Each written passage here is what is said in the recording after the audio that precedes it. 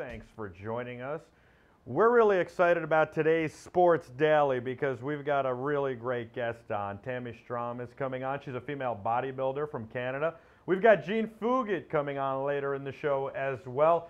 But first, we've got a lot of big news to get to. Josh Hamilton. Josh Hamilton has a broken arm, D.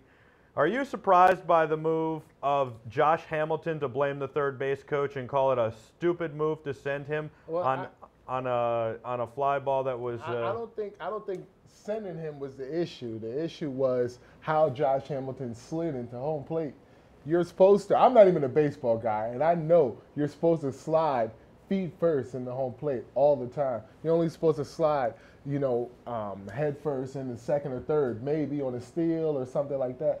But anybody knows baseball knows that you have a chance of getting hurt anytime you slide head first. Here's the situation. I don't think it's Josh Hamilton's fault, and I don't think it's the third base coach's fault. I think it's baseball. It's part of playing the game. You get injured, and you got to play hard. No. But you asked for him to blame the third base coach. No, right. Now he can't blame him because it's his fault on how he slid. Now, a lot of people would say he shouldn't have slid head first, but I say you got to play aggressive. You play to win. You're looking to get a run there. You do whatever it takes to score. Maybe your best player shouldn't slide head first, but I say go for it. If there's one thing that was done wrong, it was sliding head first. Yeah, he could have broken an ankle sliding in feet first, but I still think it's more than unlikely that he'd break an ankle. I'm just saying, exactly. I don't know. Remember that happening? It's very rare. And luckily for him, the catcher wasn't waiting there. Imagine if he slides head first and the catcher's there. You got neck injuries can happen, things like that. Yeah, I think sliding head first is not advisable, but on the other hand, I think it's an aggressive play. As Hamilton said, it's the only way that you get to the plate. Very aggressive. First inning, that's a very aggressive play, especially for a player like him. He's the MVP of the league, and you can't afford for him to be hurt at a time in the season when you're playing very good baseball. But this is what I say. The third base coach should have sent him. There's no reason he shouldn't have. There was a chance he makes it. It's aggressive baseball that you play to win, okay? And why shouldn't he send him? No. There's nothing wrong with the third base coach sending him, to score a run early in the game, get them ahead in the game. But the problem is how he slid. He should not have slid head first. I'm not sure I have such a problem with how he slid, but I understand that maybe he should have slid feet first. If you don't score the run, you don't score the run. You get out, you slid feet first. He even said in interviews after the game that he didn't think he was going to make it. Maybe that's why he slid head first. Well, because I think they think, he thinks sliding head first. So that's when he tried to blame the third base coach. Should have done a Willie Mays Hayes hook slide from the movie Major League. All right, we're going to take a quick break, and we're going to come back with Tammy Strom. You can call us up at 347-480-1724. That's 347-480-1724. And you can also reach us on Twitter at sports_media. This is Sports Daily with you every Monday through Friday, 1 p.m. to 2 p.m. Eastern Time on sports.com and ustream.tv.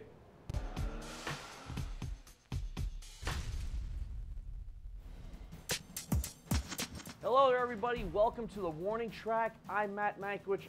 If you could change one thing about the game today, what would it be? Baseball fans, don't forget to check out the Warning Track Friday nights at 6 p.m. with Brett Quintine and Matt Mankiewicz. They'll take you through the MLB season, talk everything baseball, have great guests, and field your calls.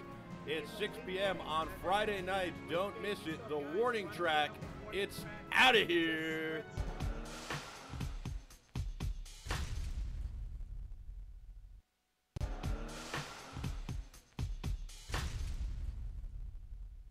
Live on sports.com.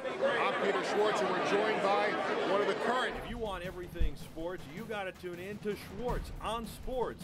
Tuesday nights at 8 p.m., Peter Schwartz, the esteemed broadcaster, takes on everything sports. He's got everything from high-end pro sports like the NFL, NBA, and Major League Baseball to alternative sports like extreme games, lacrosse, tennis, golf, and everything in between. Joined by Minnesota Vikings Hall of Famer John Randall. Last year, you were inducted into the Pro Football Hall of Fame, and that is the biggest honor that a player can get bestowed on him. What was that feeling like when you were enshrined in that camp? It was unbelievable. You got to check out Schwartz on Sports because there's nothing you know that he doesn't. He knows everything sports. So check it out, 8 p.m. on sports.com, Tuesdays.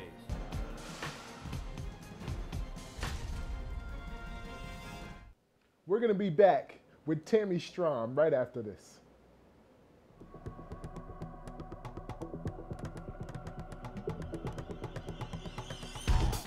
Welcome to Sports. My name is Greg Dorman, and this is Rally Notes.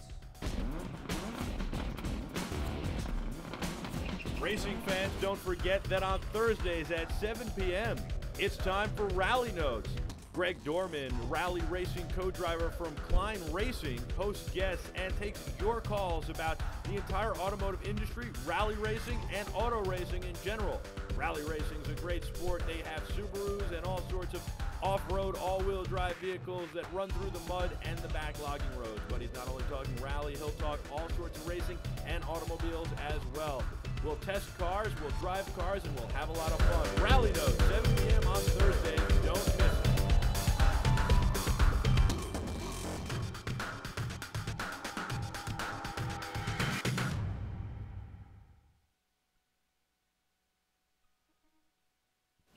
How you doing? And welcome back to Sports Daily. Darrell, Reid alongside co-host Michael Artsis. Lot going on. We got Tammy Strom coming on very soon. Follow us on Twitter, sports_media. That's sportsce_media on Twitter. Call in 347-480-1724. We want to hear what you, the fans, have to say. Tammy's joining us via Twitter right now. I'm very excited about this. She's a female bodybuilder. She's also a fat loss expert and product educator for Precision Sport Supplements, 24-hour fat burning formula. You can go to 6-pack.ca. That stands for Canada, by the way, in case you don't know that. Is she Canada, calling in from Canada today? She's Skyping in. We got her right now. And she's also got a posing and fitness DVD where she models and has bikinis, bikini fitness and competitors. It's available at ultimatecontestprep.com. Ultimatecontestprep.com. She's got a lot more going on. She's got a lot going on. She's got a lot going on. Very beautiful. Tammy Strom is joining us from Canada via Skype. Tammy, how are you? I'm great. How are you? Doing very good. Thanks for joining us this morning. How? Here. I'm sorry. Say it again. I'm excited to be here. Well, we're excited to have you. How is the weather? It's springtime here, but you're in Canada. How's the weather there? Actually, the snow's melted now, and it's getting a lot warmer. So I finally started getting some flowers coming up in the front yard. So that's a good sign, always. Are you born and raised in Canada? So. Are you born and raised in Canada? I am, yeah. Actually, originally from Ottawa area. What part of Canada are you in right now? I'm in the Toronto area now. I actually live in Burlington. I got to get up there to T-Town. You do. Now, Tammy has just announced to the world that she's pregnant, so there will be no competitions for her this year, which is a little disappointing. But Tammy, tell us a little bit about your career and how you've done. Well, I've been competing probably on the whole now for almost 11 years, and I turned pro in 2005 by winning the overall Canadian Championships. That's the top national competition in Canada where they award one pro card per year, so it's pretty darn competitive up here for the Canadian ladies. That was to top off an amateur career where I placed pretty much first and second in all my shows, which I was really pleased. Was competing in figure.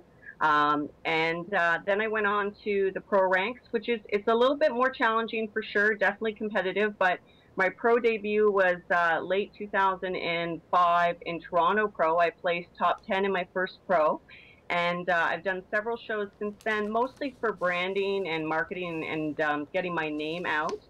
It is very tough out there. There's a lot of politics involved in the industry, so it's really kind of about getting your name out there and doing as many shows as you can. I have kind of a specific strategy in place for what I'm doing, so and why I'm doing the shows that I do. So, well, what is that strategy?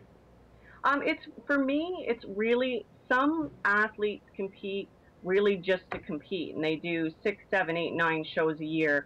my strategy really is more about creating the brand Tammy Strom, getting my name out there, as an expert, as a writer, as a speaker.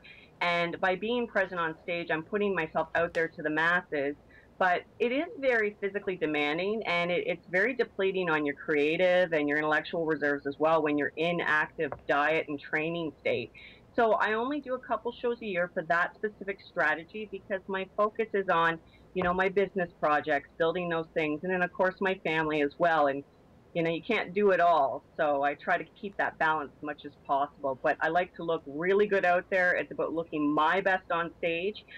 Figure criteria has changed over the years, and I do tend to carry a little bit more muscle than what they are considering ideal right now. But that's the look I like. So it's about presenting my best package on stage. So we know you've been a professional bodybuilder since 2005, you said. In totality, correct. How long have you been doing bodybuilding? How many years? Well, to be honest with you, I started competing in 2000, but I'm 33 years old now. I just gave away that number. But I actually started into this whole lifestyle when I was 15. I got bit by the bug and I just fell in love with the bodybuilding magazines, everything to do with diet and training. It actually led me to study kinesiology and nutrition at university. And it was just a bug that I had continually right through. And I just continued to train hard. And then finally, when I finished university was when I decided to take to the competitive stage and really see what I could do with this. I actually started out first competing in fitness, which has a gymnastics dance routine as well as the physique component. And then due to some back injuries and whatnot, I moved over to figure in 2003, which was more of a similar physique without the gymnastics routine, which is very strenuous, as you can imagine. Now, you talked a little bit about dieting and the sacrifices you make. A lot of people think that you just go into the gym and work out about 100 hours a day, or 100 hours a week, rather. What do you actually do to maintain your body as outside of the gym? Well, a lot of people, like you said, do think that, and it really is that train smarter, not harder. You are, of course, training hard, but really, nutrition is 80% of it. You are what you eat. So following a proper meal plan with the small frequent meals, enough calories to build lean muscle, enough protein, healthy fats, and the proper carbs in the right increments are critical to a bodybuilding foundation, along with water and proper nutritional supplementation.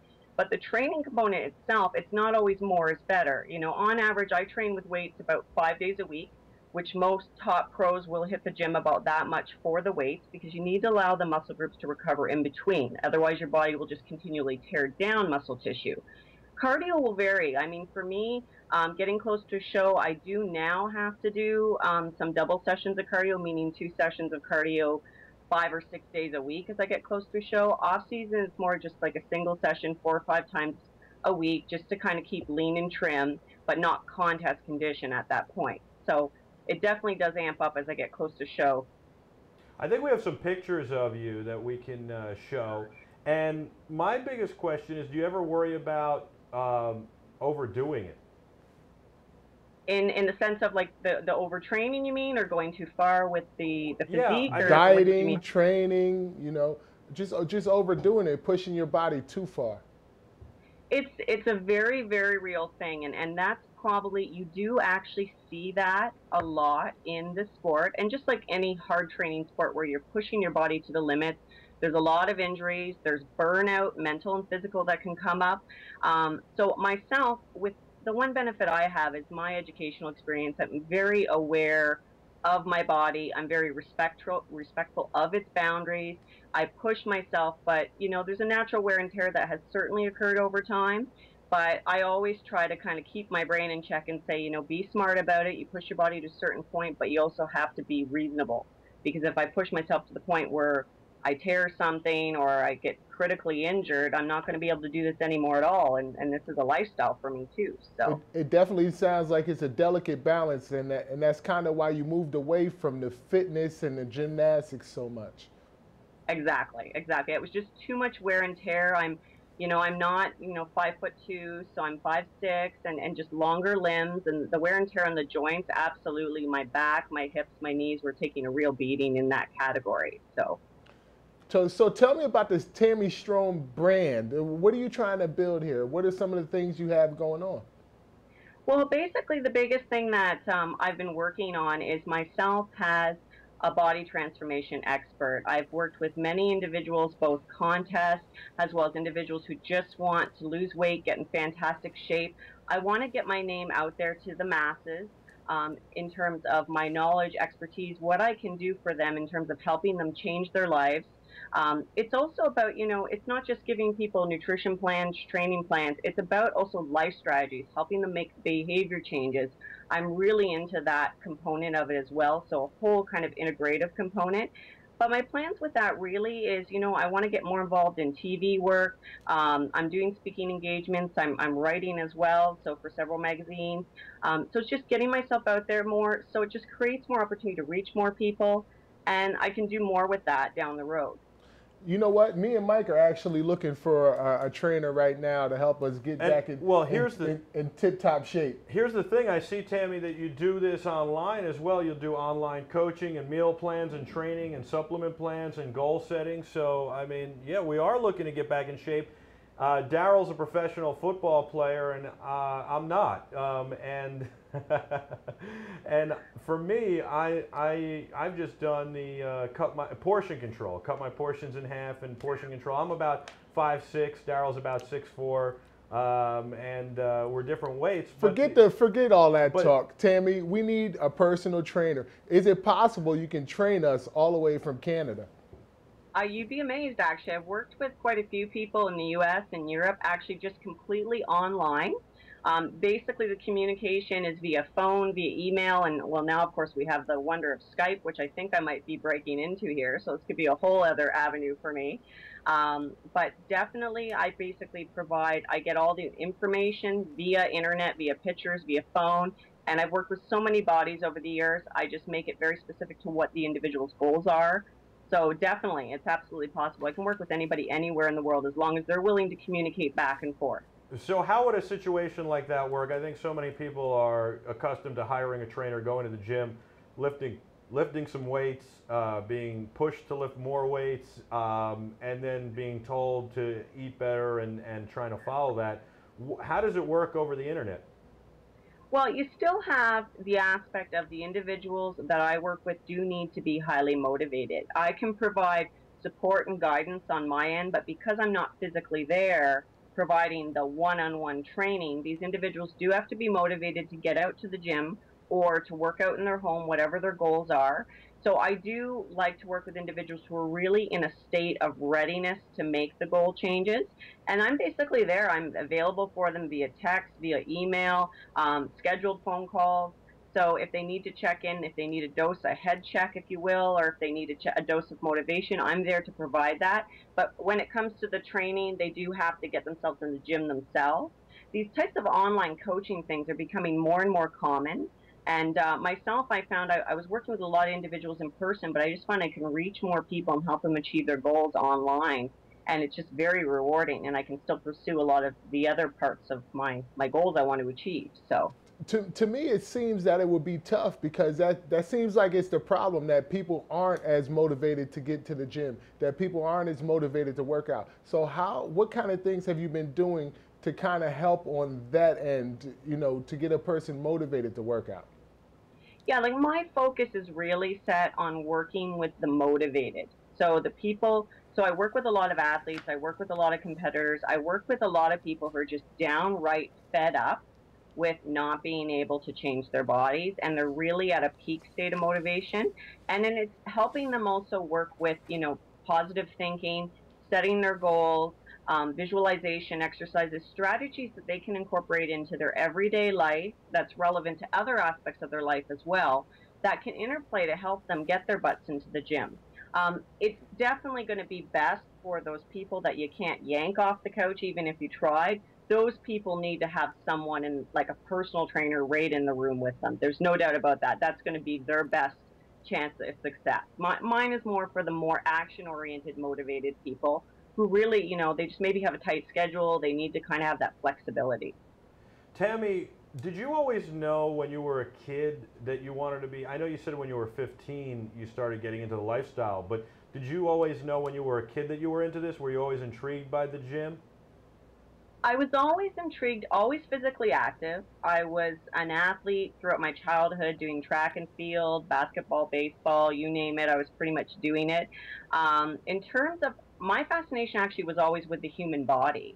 My mom was a nurse, so I was like the 6-year-old that was reading her nursing books. So I was always really fascinated by that. So there's definitely always an interest there, and it just kind of molded in that direction as I got older, and combined with athletics and just combined with a real passion for nutrition and exercise science and just the lifestyle as a whole. Is there really ever a line of being unhealthy, being too fit, and being unhealthy? You see guys like Mr. Olympia or all these other guys, and Victor Martinez and all these guys. Is there ever a case where you feel that somebody is too fit or too big? Absolutely. You asked a really great question there. This is actually a topic that I'm actually quite passionate about. Having been on the far ends of the industry and also being someone who tries to maintain a balance aspect in my lifestyle, you do see in this sport extreme cases in both individuals pushing to extreme body muscle levels, which can involve, extreme measures, unhealthy measures, that definitely can be hard on the body, age the body more rapidly, could lead to the risk of diseases. That's when they take it to the unhealthy extreme. There's a whole other end of scope as well when they take it too far, of the risks of developing, body dysmorphia type issues, which are issues where they're trying to stay excessively lean. They see themselves as heavier than they are, almost like eating disorder type behavior. So there is a whole realm there. And one of my missions, especially when I work with competitors, and I do work with a lot of competitors, is helping them understand the red flags to look for, that they may be somebody at risk for developing an eating disorder type bodybuilder type, because they are out there, and where they're taking it where it's no longer a healthy lifestyle and they're just pushing it too far. Talk about ultimatecontestprep.com. I know that so many people like watching you perform, and it's really interesting if you look at YouTube and some of the other online video destinations. There are so many sites where the female fitness and female bodybuilder videos just fly. I mean, they'll do hundreds of thousands, if not millions of views. And I'm not sure why that is exactly. I mean, it's nice to see you guys compete, but there are so many videos out there. It's interesting to see, it do so well, so quickly. Do you have an idea of why that happens? And also talk about ultimatecontestprep.com. Absolutely. I think, well, there's definitely a fascination. I mean, the bodybuilding world is one of those sports that doesn't get the credit that it deserves in terms of how hard it really is to do and how challenging it is to push your body to that kind of level. And that being said, a lot of people are fascinated with people who are in phenomenal shape. They love to know how people did it, how they got there. They love watching the videos. They love listening to people go through the stories. It's inspiring and motivating. And I think, I've seen this firsthand with other people, that they do find those videos and resources just can actually kickstart them into action, even if they don't aspire to be a competitor themselves or to be a bodybuilder, if you will. They might just want to, tone up a little, lose some fat. It can be really motivating. UltimateContestPrep.com is actually the website for my posing and stage presentation DVD.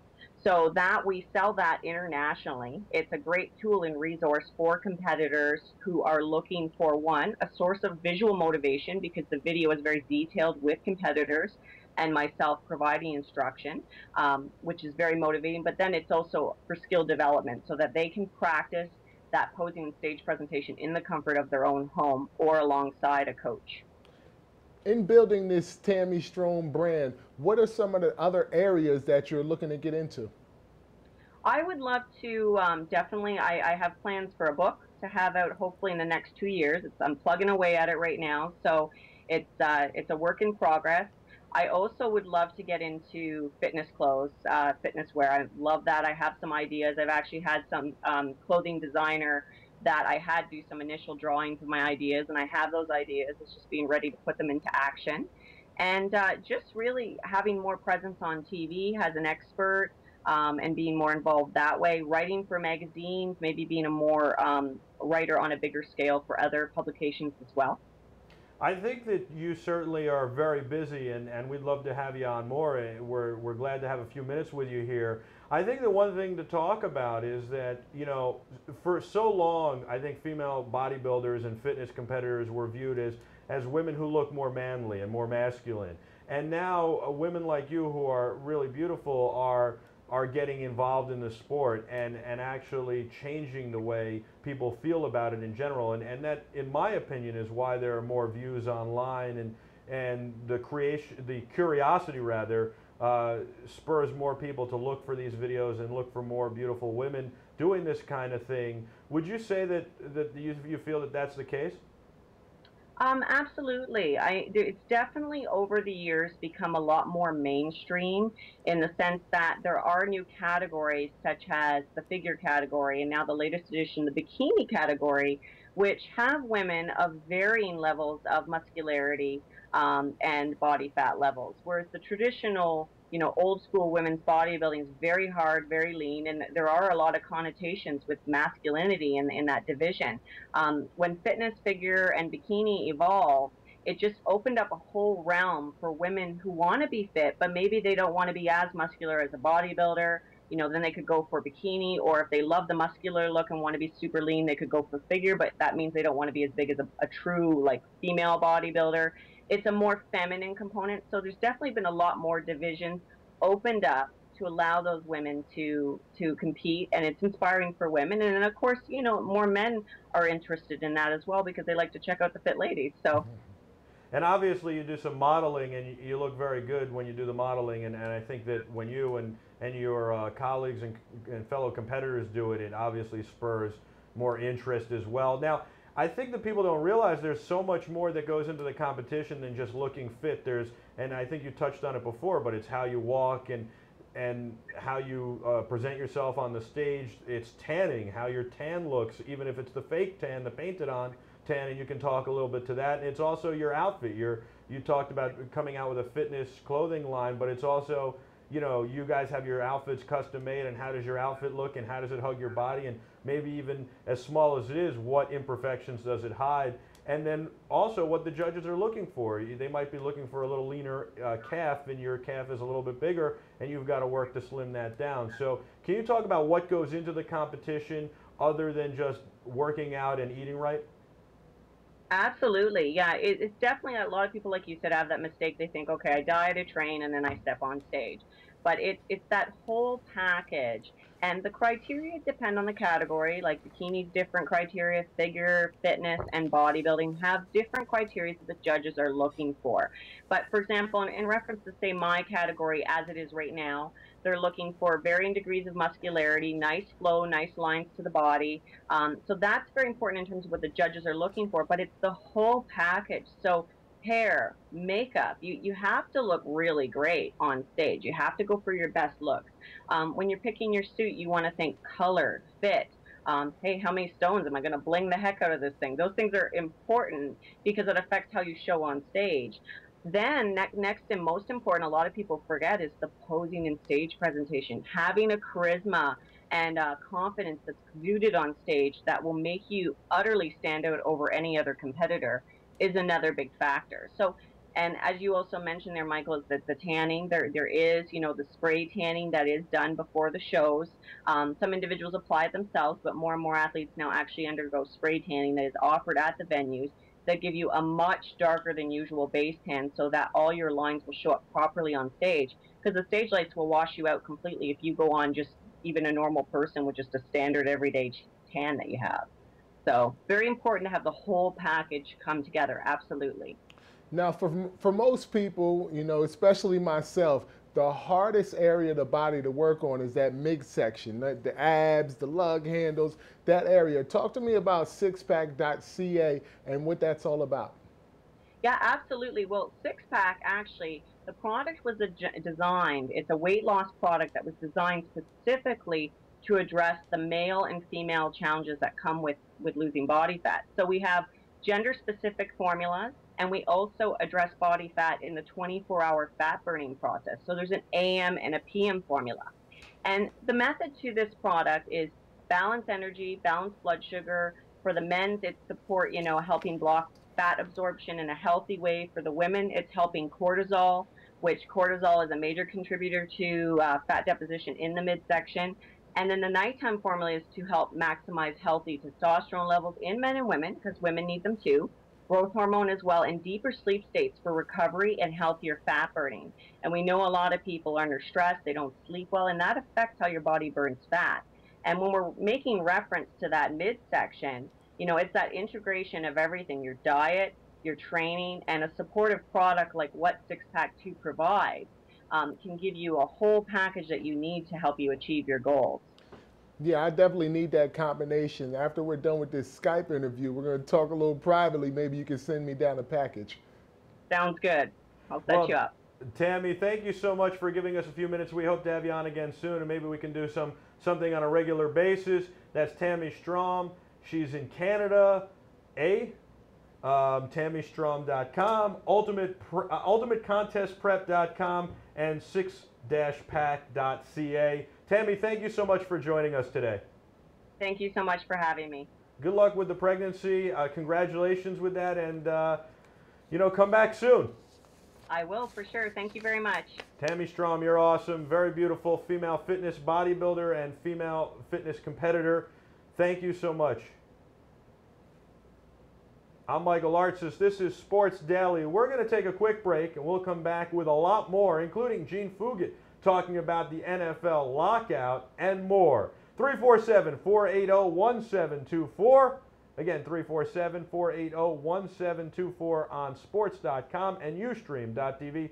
Sports Daily, Monday through Friday, 1 to 2 p.m. Eastern Time. That's my co-host, Darrell Reid. We'll be back right after this.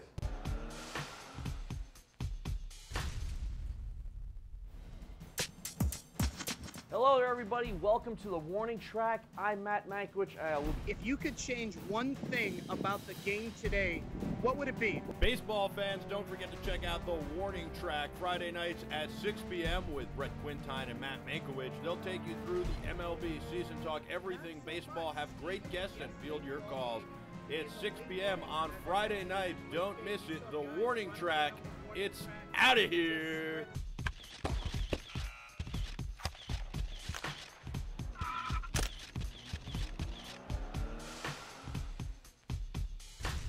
How you doing, and welcome back to Sports Daily here on sports.com. Please call in 347-480-1724. Darrell, Reid, Mike Artsis. What's up, D? How you doing? I'm doing great. Better than the Lake Show right now.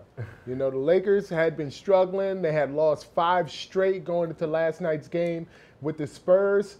And although they won the game, they lost one of their big components, one of their big men down low, Andrew Bynum. They did, and the thing with Bynum, I said yesterday I thought the Lakers were going to be a force to be reckoned with. I think the Spurs are a good team out in the West, but I think losing Bynum is a big deal, and I think it's bigger than people expect. When you hyperextend a knee, it's really like a 4-week process, minimum 4 to 6 weeks, even though they're saying he could be back, you know, as soon as Game 7 of the first round. I mean, if you remember the last 2 years in the playoffs, the Lakers, either Bynum was a pivotal part of them winning the game, or he was a pivotal part of them losing the series and losing the finals. Last year, he came back off of another knee injury, and he really helped that team beat the Celtics in 6 games. But this year, who knows what's going to happen? Who knows how healthy he's going to be going down the stretch, especially throughout, you know, four rounds of playoff games. How hard is it playing without your big man?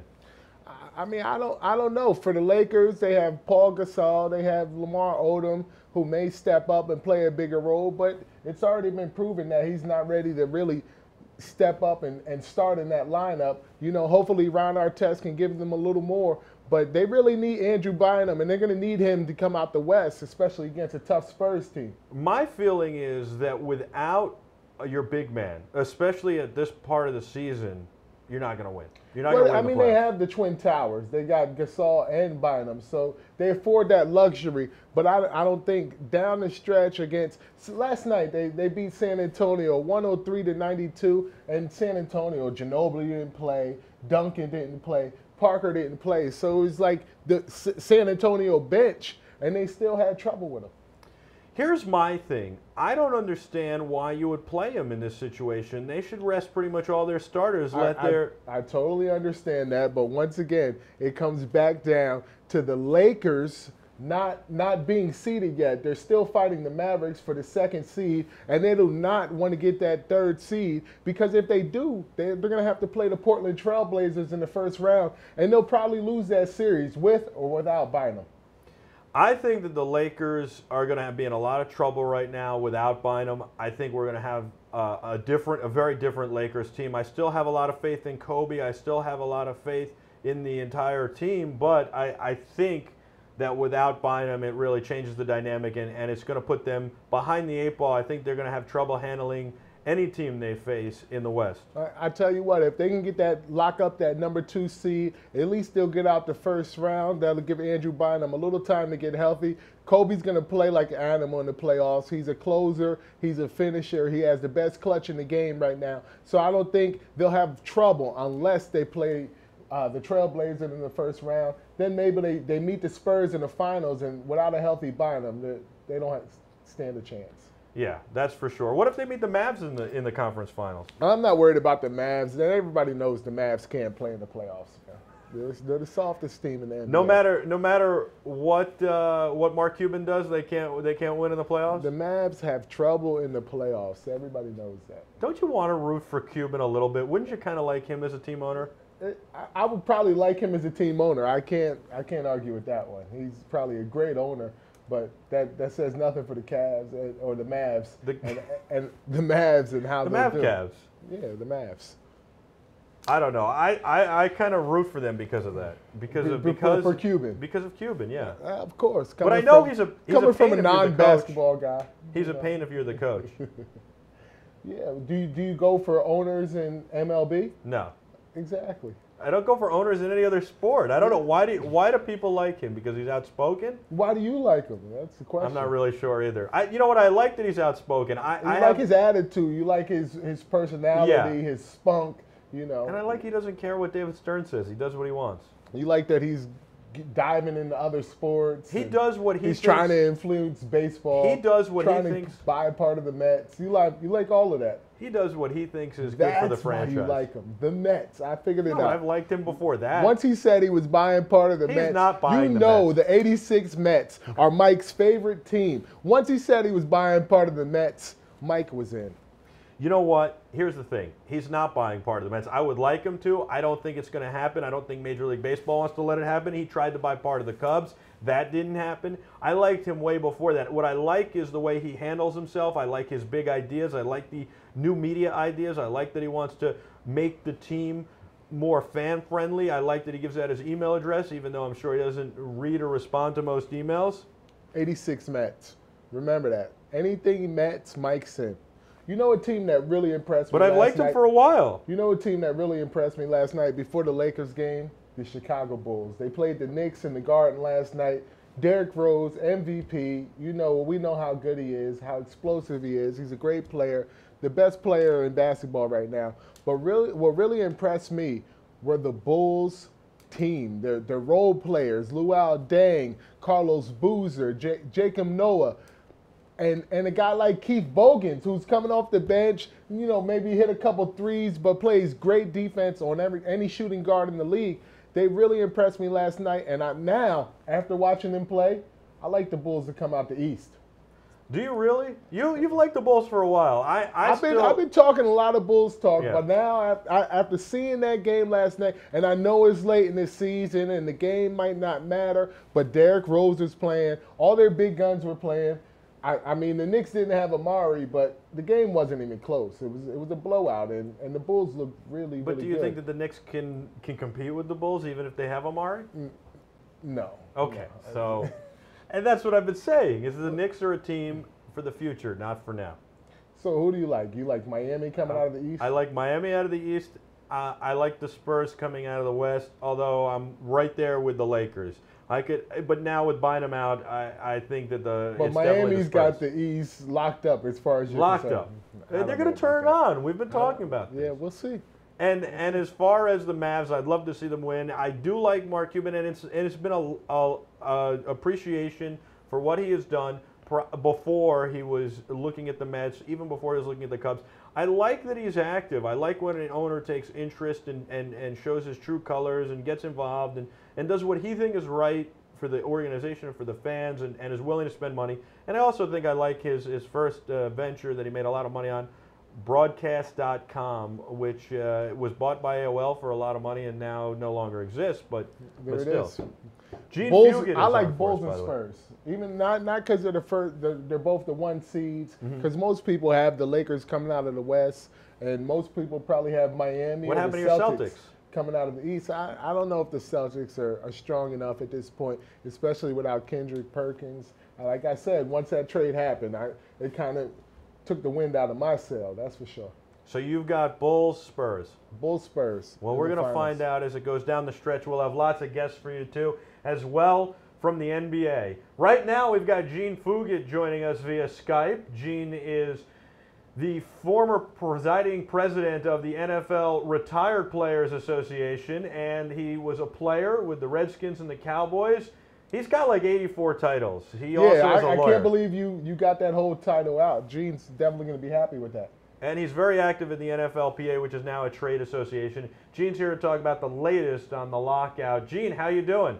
Oh, I'm doing great, and you can add to my titles NBA expert and call me earlier next time so I can straighten you guys out. You know what? Straighten them out right now. Go for it. We'll get to the lockout in a minute. Who do you like in the East, Gene? Well, in the East, I'm looking for the Bulls to surprise. Okay. I'm just not satisfied with the coaching in Miami. And in the playoffs, coaching is so important. Well, wait a second. Pat Riley is coaching from the stands, so you got good coaching. No, he has no desire to coach at this time. He's in the stands, not on the bench. Well, Gene, you said surprise the Bulls. According to D, they're the runaway favorites. So no, they're not. They're not the favorite. I think everybody likes Miami and the Celtics come out the East. Absolutely. But they're the dark horse. I was talking that Miami Celtics thing, and Miami has really improved. But that Derrick Rose is a difference maker. Rose and Boozer, man, that's a tough combination. Definitely. Who do you like in the West? Well, I'm going with the team that has the best coach and the best player, so that's real easy. So you like the Lake Show? Absolutely. Biner being hurt makes it more interesting. Pop is a heck of a coach, and they got to find a way to slow down Tony Parker. He's the Tony Parker, as we call him in Paris, is the real difference for the Spurs. But if they can figure out how to slow him down, they can beat the Spurs. The Mavericks, they just don't have enough depth. They don't. And I don't think they're going to find a way to slow down Tony Parker, in L.A. And without Bynum, I think they're really hurting, and the Spurs with Ginobili and Duncan could definitely pull out a 7-game series against them. But Kobe is peaking right at the right time, and I'm looking for an MVP performance for Kobe Bryant. There's no doubt Kobe's a closer and a finisher, but I think without Bynum, he said it before that he needed Bynum, and he can't wait till he gets healthy. I think Paul Gasol can be, maybe neutralized, and if they don't have Lamar Odom or Ron Artest step up during the playoffs, that Kobe can't do it by himself. No question. But can you tell me who started that expression, the bigs? I mean, if you don't have the bigs, and I guess the Lakers really were 2 7-footers. I mean, people don't realize that if you on count TV, Odom, that they have 2 7-footers and a 6'10". I mean, if Odom stands up straight, he's close to 6'10". Exactly. Hey, what about baseball? I know you're a big baseball fan. Let's turn to baseball for 1 second, and then we'll get to the NFL lockout.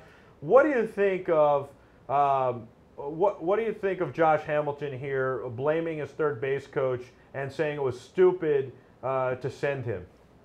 Well, Josh Hamilton is a great talent, but we know that he's had a lot of issues off the field, and those kind of statements indicates that that he's not where he needs to be in his recovery, because when people start blaming other people for their problems, people who are addicts usually are going to have a relapse. It's interesting you brought that up. The first thing I thought of this morning was the last time he got himself into trouble was when he had a lot of time away from the game due to injury. He seems to be very injury prone. Now he's got a lot of time away from the game due to injury. I wonder if the team will keep him close.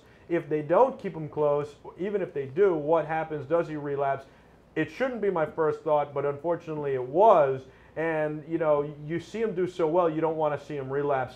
And now, again, as you brought up, he starts blaming other people. Really, first of all, I feel it was nobody's fault. It's what happens when you play sports. Sometimes you get injured. Second of all, it wasn't a stupid play. It's what you do to try and win baseball. It's aggressive baseball.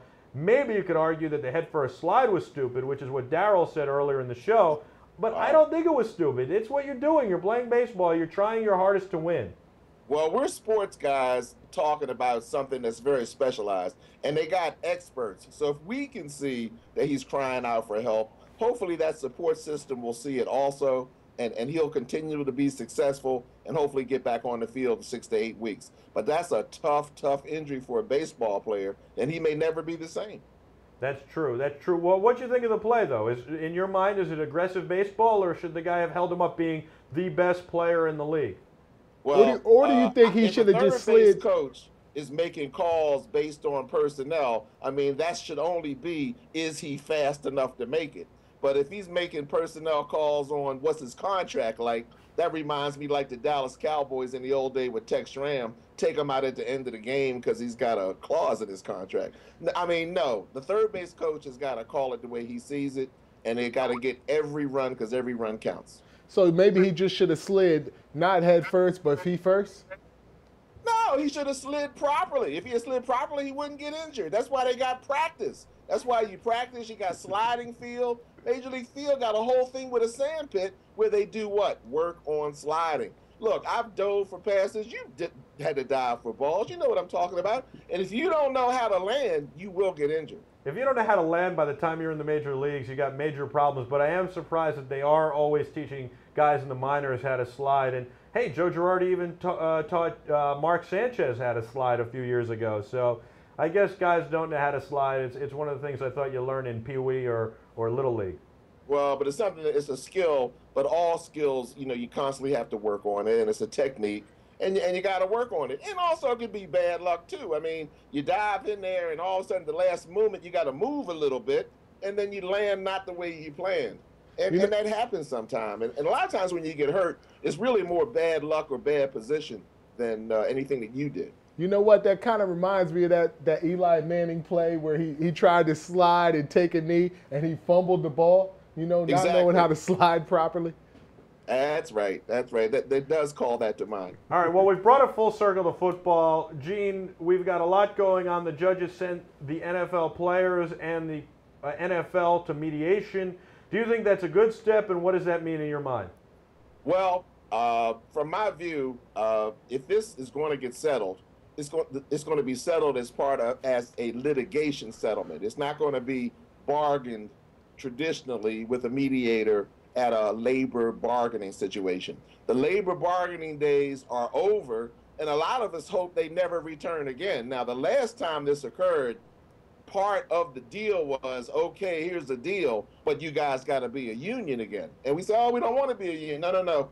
You either take this deal and you be a union or it's no deal. And last time the players took the deal. So again, this will come back around because being a union, agreeing to a labor deal gives the owners protection. And I want to remind all our viewers that this mediation that's going on now is interesting, but what's going to be real interesting is next month when they start discussing how much the owners owe the players because of what they already violated. And some people say that could be close to $3 billion, and under antitrust is tripled, which makes it $9 billion, which is a whole season of revenue. Do you think that there's any way that mediation gets this solved, or do you think that this is just no? Do you think that the judge just said go to mediation so that they could exhaust every option? What the judge is smart, okay? They'll tell the owners, all 32, to get in the room and get a mediator in there. See, that's what the problem is. The owners have not agreed. Why is Jerry Jones Stadium called Cowboy Stadium? Because he don't want to share the money. Jerry said, look, I love my father too. I love my father. But I'm not going to name my stadium Paul Brown Stadium like Mike Brown did because we don't share in the money. So if I name the stadium Coca-Cola Stadium, I want to keep that. The owners can't agree on that principle, and that's why we're having a problem today, at least one of the reasons. So I thought when, a sponsor came in, Gillette Stadium, Coca-Cola, I thought they would then partner up and help build the stadium. And since Jerry Jones, I guess, built the stadium himself, he still wants to call it Cowboys Stadium. No. If he gets somebody to pay him, that's my point. He would have to share it with Mike Brown, who don't even care. See, he would have to share that revenue. See, the owners share all their revenue, and which is illegal, by the way, which is why we're in court, because they can't do that legally unless you got a union. So the owners have a number of problems, but the biggest problem is how are they, the 32 owners, going to divide the revenue?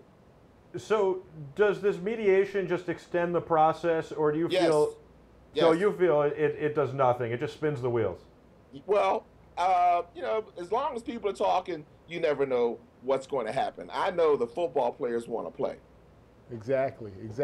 So you feel like, forget the mediation between the NFLPA and the owners. The owners need their own mediation within each other. Yeah, they're not even meeting. We don't know what their position is and what they're trying to do. And all we know is that they've been planning on this for over 2 years, that they hired the guy who led the lockout in the National Hockey League, and that they illegally colluded to get money from the networks, whether we play or not. So they're guilty.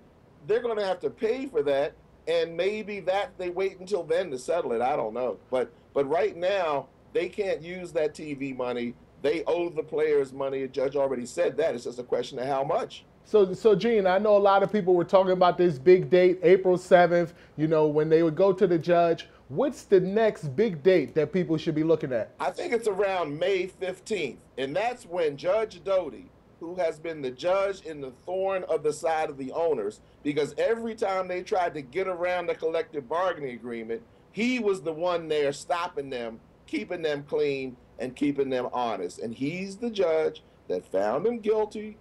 We had that document that we released, and we were one of the first on Sports.com to release that smoking gun that showed 2 years ago the owners were planning on a lockout. They never planned to negotiate with us. They wanted to break the union, and they wanted to get what they wanted, and not a fair agreement. And so far, they've been unsuccessful. So May 15th, they'll go in front of the judge again, and ultimately he's going to... Yeah, the different judge, and it's not the judge now. It's the judge who already had the case, Judge Doty, in Minnesota. Who's going to have a hearing on how much the owners owe the players. So how long do you think this will last? I don't know. I don't have a crystal ball. How long is it going to take for the owners to agree among themselves? That's the way I see it. And they don't even have a meeting schedule, so I don't know. Originally, we were all talking about a possible short resolution. It seems like this is becoming more long-term. And in your mind, do you think it might even go into where the season is supposed to start? Oh, I think that you should really enjoy these spring football games. And I think that you need to find a college team that you want to follow, because I don't see there's too much money going from $9 billion to $25 billion. There's a lot on the table, and it's very complex. Well, do you see the players folding at all? I mean, what about Antonio Cromartie? No. In fact, John Saunders was talking about it on ESPN Reporters this week in terms of how the social network, just like it's fueled the revolutions in the Middle East, is also helping the players to communicate in real time and keeping them stronger than ever before. So I didn't even think about that aspect. But if you just follow the tweets of what's going on, you will see that, at least so far, the players are very unified. There's always one or two guys who are going to go rogue no matter what. What do you think of what Antonio Cromartie is saying? Well, I don't think he really got the full story. And usually what happens when stuff like that happens, a teammate reaches out and puts his arm around him and pulls him into the team. And I'm hoping that's what somebody at the Jets did. Back to the social media, Gene. Do you tweet? You got a Twitter? Gene Fugett, JeanFuggett. Follow me.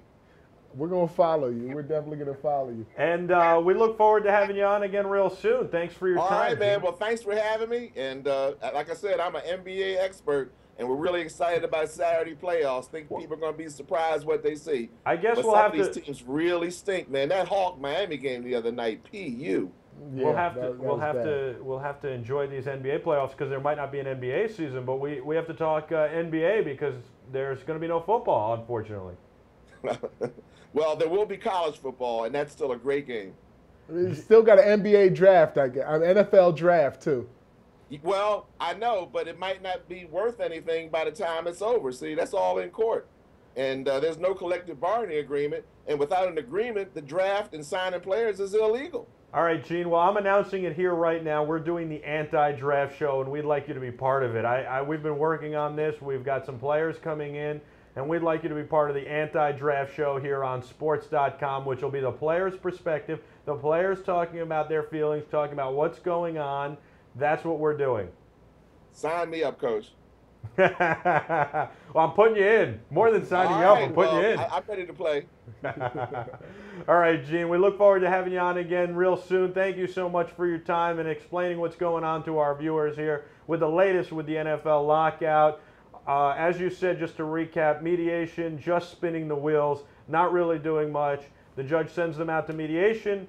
All 32 owners will get in the room and try and figure out what they want and then can mediate with the players, and then it'll bounce back. May 15th. May 15th. He says that's the next big date when they go in front of a different judge, not, you know, the same Minnesota judge that sided with the players before. That's another big date. Mark your calendars, May 15th.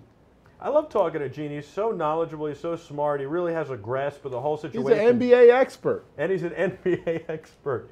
And in addition to that, I mean, he's had such an interesting career on and off the field, even being a writer for the Washington Post and having an investigative journalism story that broke headlines and was the cover page. Yeah, he surprised us with that one. He did. So, Gene, thank you so much for joining us. We'll have Gene on again soon, as well as a lot of other great athletes and guests. I want to thank Tammy Strom for coming on, TammyStrom.com. She was great. We'll have to have her on again soon. And, Dee, before we go, what about the Red Sox? A lot of people are saying this is the worst team in baseball right now. I just think, again, they've got to get their mojo. They got 2 wins over the weekend. They started to roll, and then they take 2 steps back. They're 2-9. I still think they can get back on the horse and make things move ahead for them. I still think they have a good lineup and potentially are a good team. And as injuries happen to other teams, like the Rangers with Josh Hamilton, that will open the door for them if they can just get rolling. Men lie, women lie, numbers don't lie. They're 2-9. They're the worst team in baseball right now. You know, they were tied with Tampa. They were both 2-8. Tampa beat them. Now they're 2-9. They're the worst team in baseball, according to the numbers. All right. Men lie, women lie. The numbers don't, according to Darrell Reid. I'm Michael Artsis alongside Darrell Reid. This is Sports Daily on Sports.com and Ustream.tv. Check us out Monday through Friday, 1 to 2 p.m. Eastern Time. We're here with you on Sports.com and Ustream.tv. Follow us on Twitter, Sports_media. Until tomorrow, see you later.